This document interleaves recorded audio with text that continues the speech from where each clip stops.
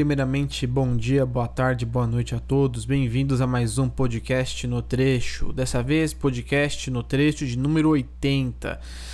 Estamos longe aí, 80 edições e retomando aí mais uma vez com as novidades que tivemos durante mais uma semana, certo? Sem muitas delongas, vamos para a nossa primeira rodada de notícias aqui. Vamos falar sobre o que aparece já na nossa tela, a linha 2 verde do metrô. O que nós temos sobre a linha 2 verde é uma autorização aí, né? O SPTV fez uma entrevistinha ali, né? Em relação aos terrenos da linha 2, estavam abandonados, e nós tivemos ali uma nota muito interessante, que é a autorização por parte do governo para a contratação dos projetos executivos das estações da linha 2, no trecho compreendido entre Vila Prudente e Penha ali, que é um trecho com aproximadamente 14 km de extensão, certo? De acordo com as informações que foram obtidas, as obras elas serão iniciadas até o final da gestão atual, ou seja, né, a gestão atual começa em 2019 e termina em 2022, que seria ano de eleição.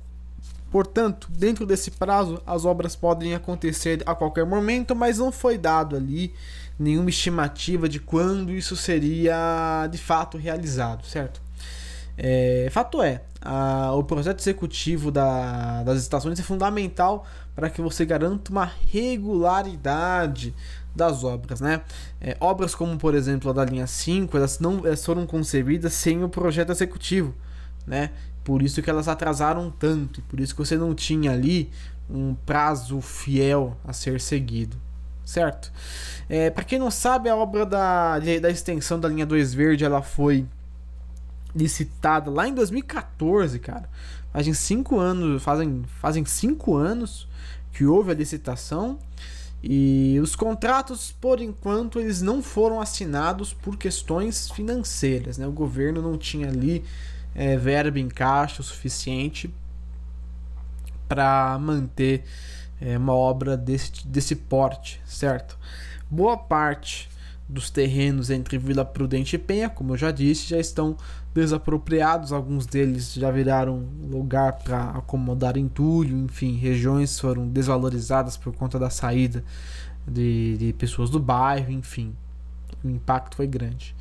Atualmente, a obra foi dividida em 8 lotes, né, sendo que dos lotes, a Mendes Júnior, a empresa Mendes Júnior, ficou com 4 áreas, o consórcio Centeco Aciona e Ferreira Guedes com 2 áreas, a Galvão Engenharia e a Somag ficou com 1 área, e a Serra Almeida, Guela e Consben ficaram com 1 área, né? Então ficou uma divisão, diríamos, bastante focada para a Mendes Júnior, mas as outras ali também estão no meio.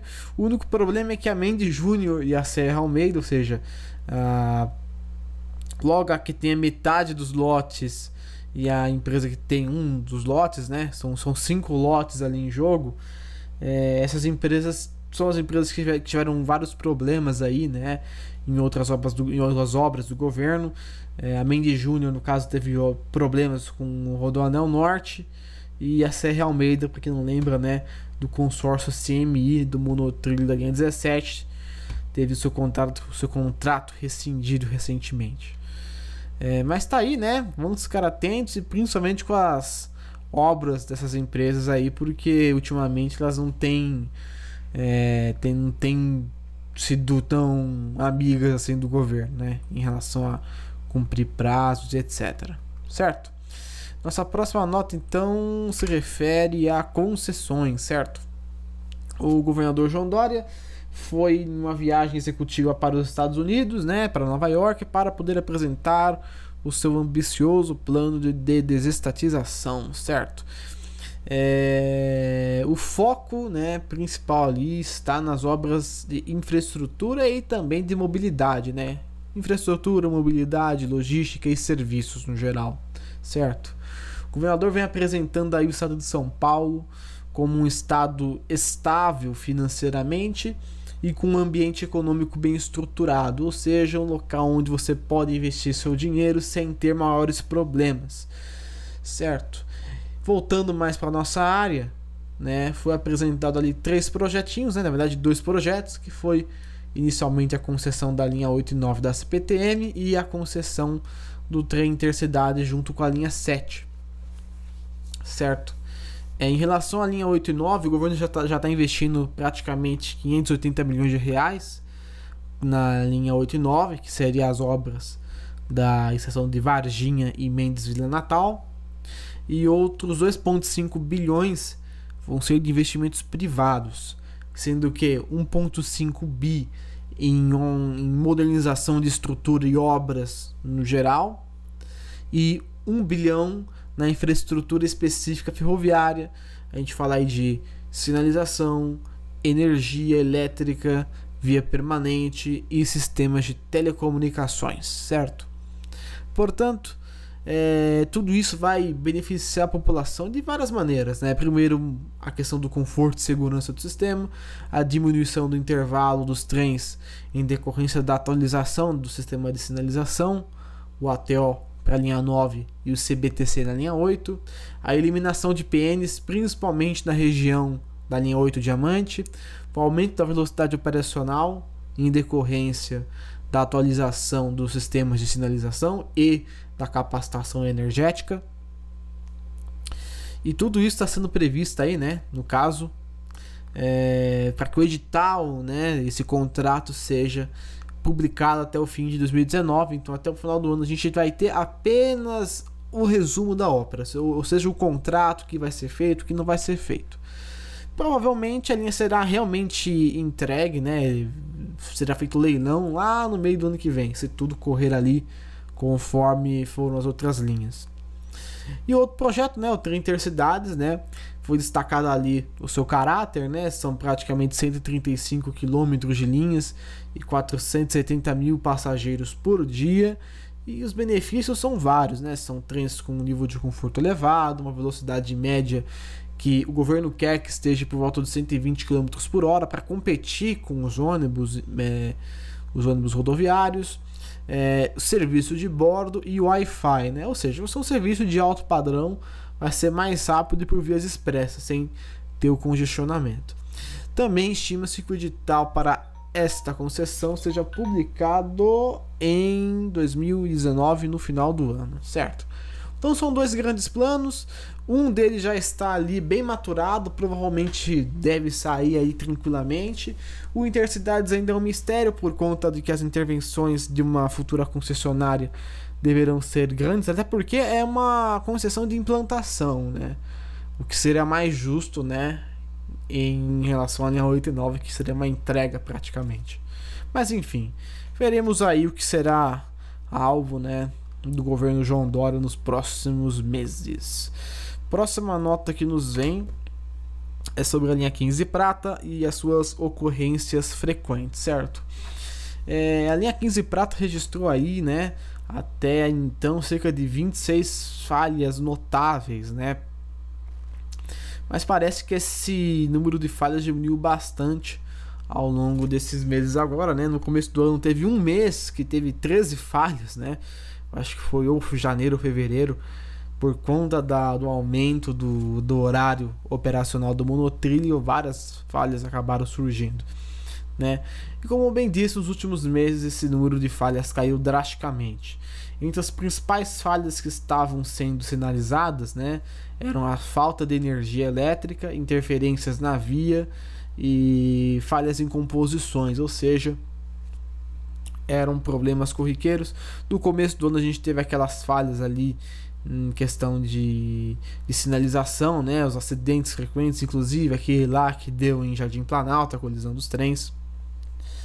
E pelo que me parece, de umas semanas para cá, toda essa questão, né, toda essa segurança que o monotrilho que o metrô tem adotado para o monotrilho tá dando um efeito e as falhas realmente estão diminuindo, certo? A velocidade média do trecho parece que também não tá lá no que seria o normal operacional. A velocidade máxima está em 60 km por hora, né? Mas aí tem uma explicação que talvez seja a não ativação da subestação de São Lucas, né?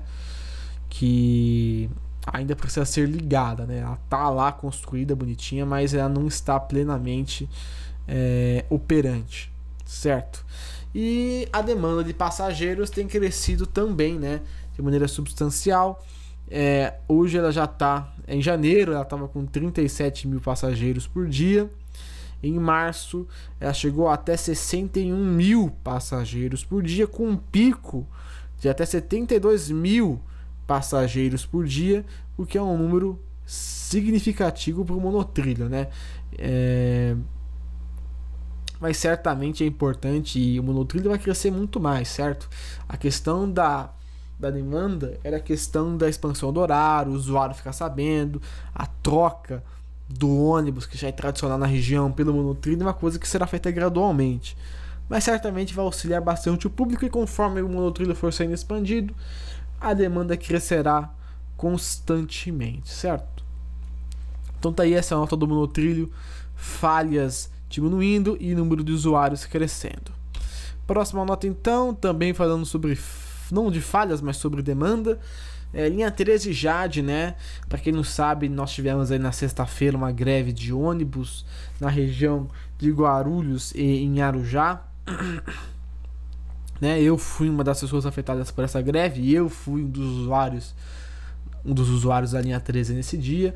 E ocorreu que a CPTM implantou um plano contingencial para diminuir o efeito da greve de ônibus na cidade de Guarulhos. A linha 13 teve um aumento de 34% na demanda e, consequentemente, teve uma redução do headway, né, do intervalo de trens, de 20 minutos no horário de pico para até 10 minutos no horário de pico. O que fez com que, né, as pessoas utilizassem a linha 13 de forma mais frequente ali, né? Observamos aí que a linha tem um potencial, né? Para quem já pegou a linha 13 normalmente, vê que o intervalo dela é realmente alto, demora bastante. Com os 10 minutos de intervalo, ela ficou bem lightzinha, né? Não vou falar aqui também que ela tá rápida, mas ela tá num nível bacana de serviço, né? Ficou muito interessante você ver ali aqueles trens circulando de maneira mais célere, né? Se eu não me engano, tinham 5 trens circulando na linha Jade. Geralmente são 3 no máximo. Atualmente a linha 13 Jade tem uma demanda média de 18 mil usuários por dia. Está crescendo aos pouquinhos, né? Até porque são 2 estações, só 3 na verdade. Engenheiro Goulart faz parte também. Mas isso tenderá a aumentar conforme novos serviços forem sendo implantados. Inclusive o próprio Connect, que poderá ser o trunfo para que a linha 13 tenha uma explosão de demanda. Atualmente a linha, né, ela foi projetada originalmente para que ela tivesse 100 mil usuários por dia só nesse trecho, né? 100 mil usuários por dia, o que não está acontecendo ainda, provavelmente porque o sistema alimentador de Guarulhos não é lá dos melhores, certo? Então, porque os ônibus ainda continuam sendo muito mais atrativos para a população do que os trens, né? Tendo em vista a questão da localidade. Mas enfim, fato é que muitas pessoas foram afetadas, só em Guarulhos foram 370 mil, né? A gente não conta o índice de passageiros afetados pelo sistema de ônibus intermunicipais da MTU, mas suponho ali que tenha passado fácil de uns 700 mil pessoas. Simples. O sistema da MTU é muito grande e leva muitas pessoas. Mas enfim, bom que a gente viu a linha 13 Jade com um pouco mais de potência, né? O que já indica também que os sistemas elétricos já estão um pouquinho mais funcionais. Enfim, fica aí a nota linha 13 com intervalo dinâmico aí nessa sexta-feira. E para finalizar, nossas notas sobre a linha 9 Esmeralda, obras da linha 9. Foi anunciada então a construção da estação de Varginha, certo? Além da construção da estação Varginha, será também construído um novo terminal de ônibus integrado à estação, certo? Aí essa foto que vocês veem é a foto da estação Mendes Vila Natal, que será uma estação totalmente nova, né? Ela não existia antigamente, agora vai ser construída. As obras foram iniciadas em 2013, mas paralisadas por falta de recursos financeiros. aquela treta toda do PAC, que eles não aceitaram a licitação e não liberaram a verba, enfim. Mas, né, logo no final do ano passado, parte da verba foi liberada e as obras puderam retomar, certo? Ser retomadas, um português mais correto. No total, um investimento de aproximadamente 545 milhões, sendo ali 500 milhões do governo federal e 445 milhões do governo do estado de São Paulo, certo? Sobre as estações, Varginha terá uma área aproximada de 5 mil metros quadrados e um bicicletário com generosas, né, 750 vagas. Enorme esse bicicletário, certo?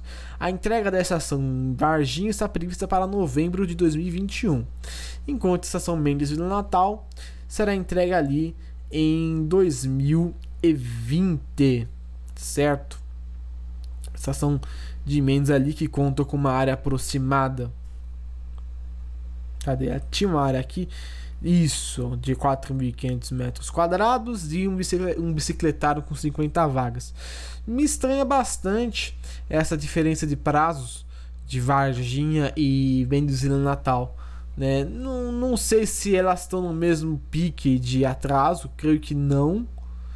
Mas fato é que você tem outros sistemas que devem ser implantados ao mesmo tempo, como energia e sinalização. Então é capaz que esse trecho se torne operacional realmente na entrega de Varginha. Mas estranha por causa que estão anunciando Mendes para 2020. Então fica confuso, não dá para saber o que eles vão fazer. Será que a gente vai ter uma expansão começando por Mendes e depois chegando para Varginha? Quem sabe, né? É uma perspectiva, né? Mas fica aí a dúvida. E, né, lembrando que nós teremos um terminal de ônibus feito pela CPTM na estação de Varginha. O terminal terá 10 mil metros quadrados e 500 metros de plataforma para os ônibus estacionarem ali. A demanda média do terminal de ônibus está estimada em 30 mil passageiros por dia, o que vai servir de sistema para alimentar ali a estação terminal da linha 9 Esmeralda. A expectativa é que a CPTM consiga captar mais 110 mil passageiros por dia e com isso a demanda da linha 9 Esmeralda atinja cerca de 700 mil usuários dia nos dias úteis ali, que será um número bastante significativo. Mas enfim, são muitas coisas para serem feitas, muito trabalho pela frente. Mas certamente eu creio que dessa vez essa obra aí tão aguardada pelos moradores da Zona Sul seja concluída e finalmente a linha 9 volte ao seu estado, diríamos, operacionalmente original, uma vez que Varginha já foi servida por trens regulares. Mas é isso aí, essas foram as notícias do podcast dessa semana. Agradeço a todos vocês que acompanharam as notas. Se vocês têm dúvidas, críticas construtivas e sugestões, por favor deixem aqui na caixa dos comentários. Sugestões de pautas, enfim, que for necessário mais falar, vocês comentem aí. Eu vou ler todo, não prometo responder tudo, mas eu leio tudo, certo? É isso aí, agradeço vocês e até a próxima edição do podcast No Trecho.